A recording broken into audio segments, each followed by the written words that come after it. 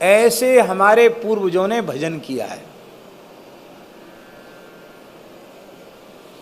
ऐसे भजन नहीं किया है कि बड़े सेठ साहूकार आए, बड़े अधिकारी आए तो उनको लेने एयरपोर्ट तक पहुंच गए, संत जी महंत जी अगवानी करने एयरपोर्ट तक चले गए। ऐसे हमारे पुरखों ने भजन नहीं किया। भजन किया शरीर संसार से असंग रहकर भजन किया।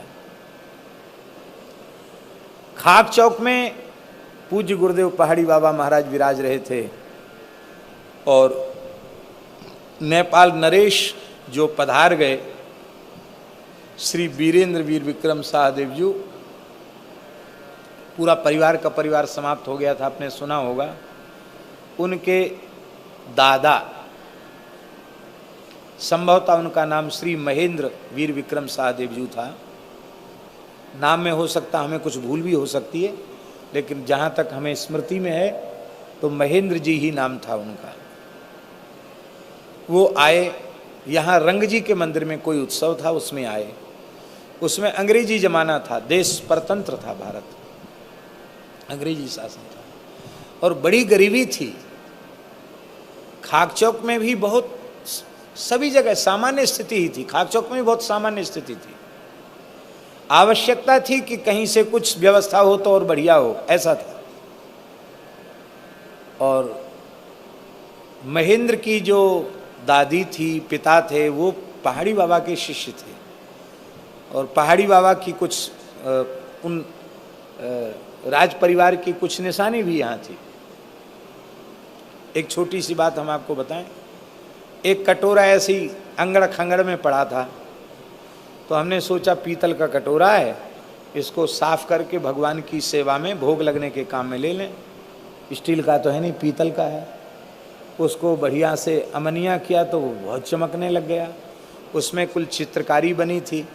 हमने महाराज जी को दिखाया। अरे भले आदमी, पीतल का नहीं सोने का कटोरा है, ये नेपाल की रानी ने दिया था ठाकुर जी के भोग के लिए। ऐसा ही है, साधुओं में तो अंगड़ खंगड़ में सब पड़े रहते सामान। पहाड़ी बाबा के पीछे कोठरी में था।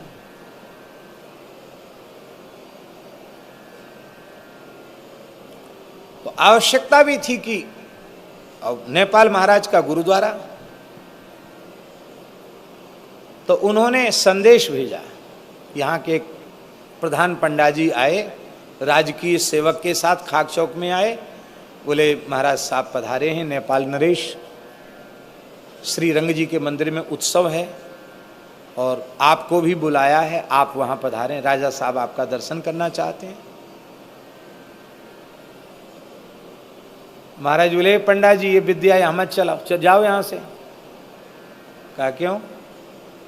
बोले देखो, हमने किसी राजा रानी के नाम पर लंगोटी नहीं लगाई है, हमने रघुनाथ जी के नाम पर लंगोटी लगाई है, घर द्वार छोड़ा है और हमारे लिए पूरी धरती पर एक ही राजा है, राम राजा, और कोई दूसरा राजा नहीं है, सब रंग के हैं। तुम्हारे राजा साहब बुलाने हम चले तो जाएंगे, लेकिन इस राजा की तरफ पीठ हो जाएगी। ठाकुर जी की तरफ इशारा करके बोले इसकी तरफ पीठ हो जाएगी। तो ऐसा काम हम नहीं करना चाहते कि हमारे रघुनाथ जी की तरफ हमारी पीठ हो जाए और दूसरी तरफ हमारा मुंह हो जाए, ये हम नहीं चाहते हैं। हम गरीबी में रह लेंगे, लेकिन हम किसी राजा महाराजा के पास नहीं जाएंगे। उसका गुरुस्थान है, उसकी गर्ज हो तो 10 बार आवे, और नहीं तो हम किसी के द्वार पर, हम किसी के पास जाने वाले नहीं गए महाराज। पंडित जी बोले महाराज बहुत भारी भूल कर रहे हो आप, यहाँ के बड़े बड़े लोग बुला रहे हैं उनको, महाराज साहब हमारे यहाँ जाएं, लेन लग रही है दर्शन की। महाराज बोले दुनिया का ठेका हमने नहीं ले रखा है, हम नहीं जाएंगे। महाराज जी नहीं गए। अत्यंत अभाव की स्थिति थी उस समय। महाराज जी को अभाव क्या था, वो तो फक्कड़ महापुरुष थे, जिनको कछु न चाहिए वे ही शहंशाह। और राजा साहब उनकी यात्रा पूरी हो गई, लौट के चले गए, यहाँ नहीं आए। बाद में पता नहीं उनको क्या हुआ। वहाँ जाने के बाद उन्होंने पत्र लिखा, अपने दूत को भेजा, पत्र लिखा कि महाराज मैं आपको बुलाने की सामर्थ्य तो नहीं रखता हूँ, पर मैं भगवान पशुपतिनाथ जी का सेवक हूँ। आप पशुपतिनाथ जी का दर्शन करने शिवरात्रि के अवसर पर पधारें। नेपाल राज्य आपका स्वागत करना चाहता है। महाराज जी फिर पशुपतिनाथ जी के दर्शन के लिए, हाँ पशुपतिनाथ जी के दर्शन के लिए जाएंगे। महाराज जी पशुपतिनाथ जी के दर्शन के लिए पधारे। सारी व्यवस्था नेपाल सरकार की तरफ से हुई और राजकीय स्वागत हुआ। वहां राजा साहब बहुत कुछ देना चाहते थे। महाराज जी बोले, देख बच्चा, तुमने पहले लिख दिया पशुपतिनाथ जी का दर्शन हो गया, दर्शन अब मिलजुल लिए यहाँ, अब चले हम कमंडल लेके आए, कमंडल लेके जाएंगे, रुपया पैसा नहीं चाहिए हमको।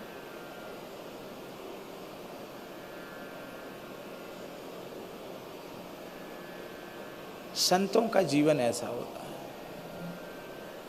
वर्तमान समय में परिवर्तन बड़ी तेजी से आया, सब में परिवर्तन आया है, तो फिर परिवर्तन कुआं में भांग पड़ी है, सब में परिवर्तन आया। एक व्यक्ति ने, जिनको आजकल की भाषा में पत्रकार कहते हैं, काशी में कुछ पत्रकारों ने ऊटपटांग प्रश्न हमसे किए। उन्होंने साधुओं की निंदा करना आरंभ कर दिया। आजकल साधु ऐसे होते हैं, साधु ऐसे होते हैं। आप इस विषय में क्या कहना चाहते हैं? हमने उनको कहा कि उत्तर तो हम दे देंगे, लेकिन आप उत्तर छापोगे नहीं, और उत्तर सुन के आपको दुख हो जाएगा। नहीं नहीं नहीं, छापने योग्य होगा तो हम जरूर छापेंगे। हम तो आपसे बिना संकोच के पूछ रहे हैं, बिना संकोच के आप उत्तर दीजिए। मैंने उनको कहा, मैंने कहा देखिए ना राम जी, ना तो साधु आसमान से बरसते हैं, ना धरती फोड़ के निकलते हैं। साधु किसी गृहस्थाश्रम से चल के आते हैं। पहले आप लोग अपने को सुधारिए, तब साधुओं को सुधारना। गृहस्थ अच्छे हो जाएंगे तो अच्छे गृहस्थाश्रम से चलकर जो संस्कारवान बालक आएंगे वो अच्छे साधु बनेंगे। अब तुम स्वयं बिगड़े, साधु कहाँ से आते हैं? घर से ही तो चल के आते साधु बनते हैं। आप लोग अच्छे नहीं तो साधु अच्छे कहाँ से हो जाएंगे? आप अच्छे बनिए। इतना सा मुंह रह गया। जालान जी ने बुलाया था सब पत्रकार, बोले बताओ, 1 महीने की कथा बनारस में हो रही है, सब लोग काम धंधा छोड़ के बैठे हैं, इससे क्या फायदा है? भ्रष्टाचार तो बंद नहीं हो रहा, ये बंद नहीं हो रहा, वो बंद नहीं हो रहा। ऐसी उठपटांग, पता नहीं क्या पढ़ाई होती इन लोगों की।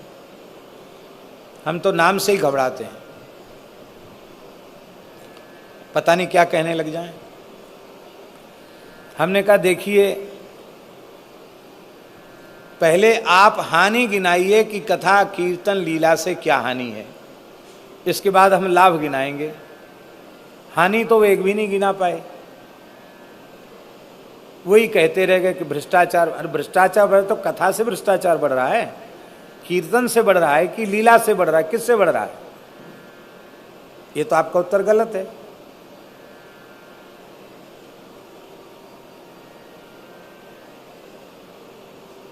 तो बोले ठीक है, उत्तर आप गलत है, आप स्वीकार नहीं करते तो आप लाभ गिनाइए, क्या लाभ है?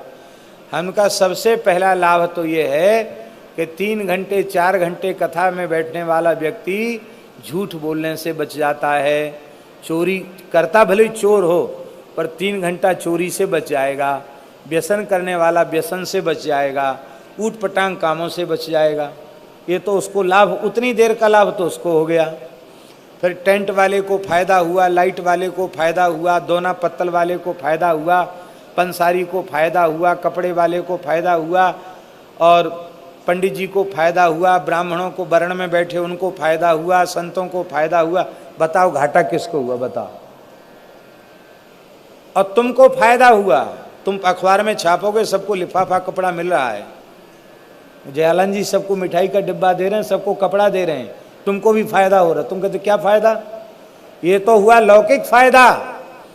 और यदि ईमानदारी से कथा सुन लिया, शरीर संसार से वैराग्य हो गया और श्री ठाकुर जी के चरणों में अनुराग हो गया, तब तो महाराज सारी समस्या ही समाप्त हो जाएगी, जन्म मृत्यु का चक्कर ही छूट जाएगा। इसलिए ये कभी नहीं कहना चाहिए कि कथा से क्या लाभ, कीर्तन से क्या लाभ। अच्छा एक बात बताओ, आप सभी लोग बैठे हैं, पर हम हरीश जी से पूछ रहे हैं, कथा से लाभ होता है कि नहीं होता है? हम मन में विचार, सुधीर जी से पूछ रहे हैं,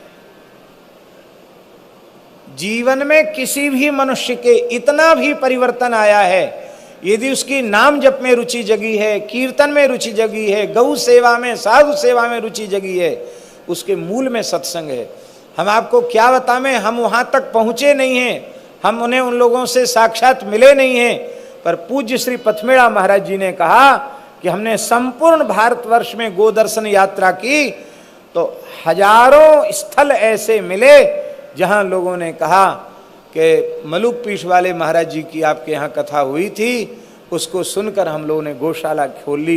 पहले देश में हजारों गौशालाएं खुल गईं, हजारों लाखों लोग गौ सेवा में लग गए। बोले ना पथमेड़ा जानता है कि कितने लोगों को सत्संग से लाभ हुआ, और हमसे बोले ना मलुक पीठाधीश्वर जानते हैं कितने लोगों को लाभ हुआ। लाभ लेने वाले लोगों ने लाभ ले लिया।